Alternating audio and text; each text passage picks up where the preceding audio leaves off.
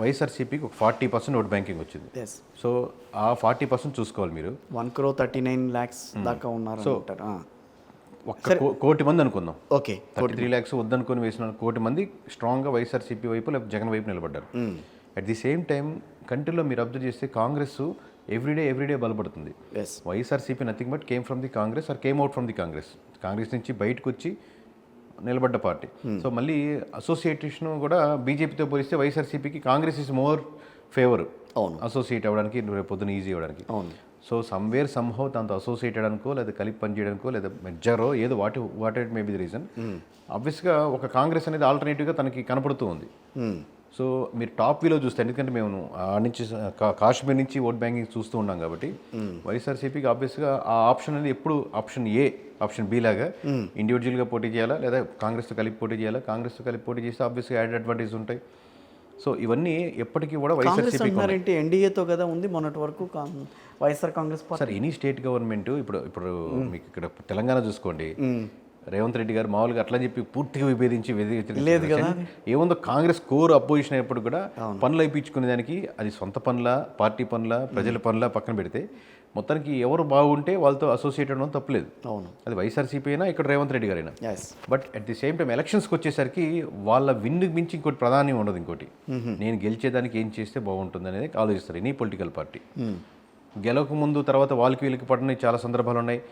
చంద్రబాబు నాయుడు గారికి, మోడీ గారికి పడిన సందర్భాలు ఉన్నాయి. అలాగే బీజేపీకి, ఇక్కడ కాంగ్రెస్కి పడిన. మీ మాటల్లో ఏం కనిపిస్తోందంటే రేపు వైఎస్ఆర్ కాంగ్రెస్ పార్టీ కాంగ్రెస్తో పొత్తు పెట్టుకుని వెళ్ళే అవకాశం ఉంటుందని అనుకోవచ్చా? 100% సార్, ఆస్కారం ఉంది. ఆబ్వియస్గా ఆప్షన్ ఉంటుంది తనకి అంటున్నాను. నేను ఇండైరెక్ట్ కూడా చెప్పలేదు, directly I'm saying YSRCP is having strong opinion or option to go with. YSR Congress party అనేది కాంగ్రెస్ పార్టీకి అగెనిస్ట్గా పునాదుల మీద ఏర్పడ్డ పార్టీ. అది రాహుల్ గాంధీని వ్యతిరేకించారు, సోనియా గాంధీని ఇనిషియల్గా ప్రతి ఒక్క ఇనిషియల్గా వ్యతిరేకించారు. ఇప్పుడు ఎన్సీపీ తీసుకోండి సార్, ఎన్సీపీ కూడా కాంగ్రెస్ నుంచి బయటకు వచ్చింది. ఇప్పుడు ఎన్సీపీ అసోసియేట్ విత్ కాంగ్రెస్తో చేస్తుంది కదా. BJP NCP associating with BJP మహారాష్ట్రలో, అంతే కదా మీరు అనేది. కాంగ్రెస్తో అసోసియేట్ అవుతుంది కదా. కాంగ్రెస్తో అసోసియేట్, అది కూడా కాంగ్రెస్ నుంచి వచ్చిన పార్టీ కదా. అవును, కాంగ్రెస్ ఇనిషియల్గా చాలా పార్టీల వరకు కాంగ్రెస్ నుంచి వచ్చినప్పటికి కూడా అసోసియేట్ తర్వాత ఆబ్వియస్గా బెటర్ ఆప్షన్. సో వైఎస్ఆర్సీపీ మనుగడ విషయంలో మనం ఏం పెద్దగా ఆలోచించాల్సిన అవసరం లేదు. అంటే ఇప్పుడు ఆలోచిస్తున్నారు లేకపోయినా కానీ ఇప్పుడు ఎన్డీఏ కూటమి ఇప్పుడు మీకు ఏపీలో వీళ్ళు ఎక్కువ ప్రమోట్ చేస్తున్నారు వైఎస్ఆర్సీపీని. వైఎస్ఆర్సీపీకి ఉన్న ఛానల్ మీరు చూసుకోండి, ఇక్కడ ఛానల్స్ చూసుకోండి, ఎవ్రీ డే మీరు ఎక్కువ ప్రమోట్ చేస్తున్నారు rather than they are promoting themselves. So కాబట్టి ఇంకా వైఎస్ఆర్సీపీ గురించి 100% ఉంటుంది, ఆప్షన్ ఉంటుంది. రైట్. ఇంకా కేంద్రంలో ముచ్చటగా మూడోసారి ఆయన ప్రధానమంత్రి అయ్యారు. సో వాళ్ళ as per the rules of the BJP వాళ్ళు పెట్టుకున్న రూల్స్ ప్రకారం 75, 73 దాటిన తర్వాత ఇంకెవరు కూడా రాజకీయ పదవులు అలంకరించడానికి లేదని అన్నారు. సో అలా అనుకుంటే కనుక రేపు 27కి ఆయన దిగిపోవాల్సిన పరిస్థితి. ఒకవేళ ఆయనకి దిగిపోతే, ఒకవేళ ఆయన కంటిన్యూ అయినా కూడా నెక్స్ట్ టర్న్లో బీజేపీకి సంబంధించి ఎవరు అంటే ఏజ్ ఫ్యాక్టర్ పక్కన పెడితే సార్, మామూలుగా ఏజ్ ఫ్యాక్టర్ ఉంది అనుకున్నా కానీ ఇప్పుడు అదే మోడీ గారు లైన్లో వెళ్తే, మోడీ అంటే it's a part of image, ఒక లైన్లో వెళ్తుంటారు, ఒక ప్రాపగండమో లేకపోతే ఒక పాయింట్ మీద వెళ్తుంటారు. ఆ లైన్లో వెళ్తే మటుకు బీజేపీకి, అది అమిత్ షా కావచ్చు, మోడీ గారు కావచ్చు, ఆ లైన్లో వెళ్తే మనుగడ ఉండదు అంటున్నాను. ఇప్పుడు మీరు మామూలుగా అబ్జర్వ్ చేస్తుంటారు, కాంగ్రెస్ అతను కూడా గడ్కరీకి ఉన్న ఇమేజ్ అమిత్ షాకు ఉండదు. అవును, ఇన్ జనరల్ పొలిటికల్ అబ్జర్వేట్ చేసినట్లు. ఇప్పుడు స్వామికి ఉన్నటువంటి ఇమేజ్ అమిత్ షాకి రాదు. Right, correct. ఏముందో స్వామి బీజేపీలో కూడా ఇంటర్నల్గా అగెనిస్ట్ చేస్తున్నప్పుడు కూడా సుబ్రహ్మణ్య స్వామి గురించి. సుబ్రహ్మణ్య స్వామి. సో అట్లాగా ఇమేజ్ నుంచి బయటకు వచ్చి సమ్ న్యూ లేయర్ యాడ్ చేయాలి. సేమ్ లేయర్తో వెళ్తాను అంటే ఇంకా గోయింగ్ ఫార్వర్డ్ మోడీ అయినా అమిత్ షా గారైనా ఆ ఇమేజ్ వర్కౌట్ అవ్వదు. ఎవరన్నా కొత్త వాళ్ళు కనిపించాలి. ఇప్పుడు రాజకీయ చతురంగం చేశారు అమిత్ షా, అద్భుతంగా తన్ని అన్ని యూపీ గెలిపించారు. అప్పుడు ఇనిషియల్గా మీకు ఫ్లో అడ్వాంటేజ్గా ఉన్నప్పుడు అది ఈజీ అవుద్ది.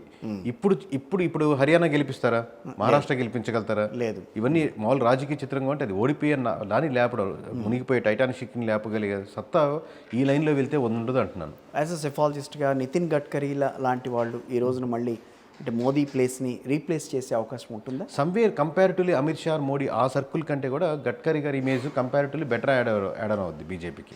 అంటే కేకే గారు చెప్తున్నారంటే దాంట్లో అథెంటిసిటీ ఉంటుంది. ఇప్పుడు మేము ఇప్పుడు బీజేపీకి అయినా కాంగ్రెస్ అయినా ఒకటే చేస్తుంటాం. ఆబ్వియస్గా మీరు ఓపెన్గా అడిగారు కాబట్టి మేము ఓపెన్ స్టేట్మెంటే చెప్తున్నాం. రాహుల్ గాంధీకి కూడా అదే రకమైన ఇమేజ్ రాహుల్ గాంధీ ఆల్రెడీ ఆయన డెవలప్ అయ్యే లైన్లోనే ఉన్నారు.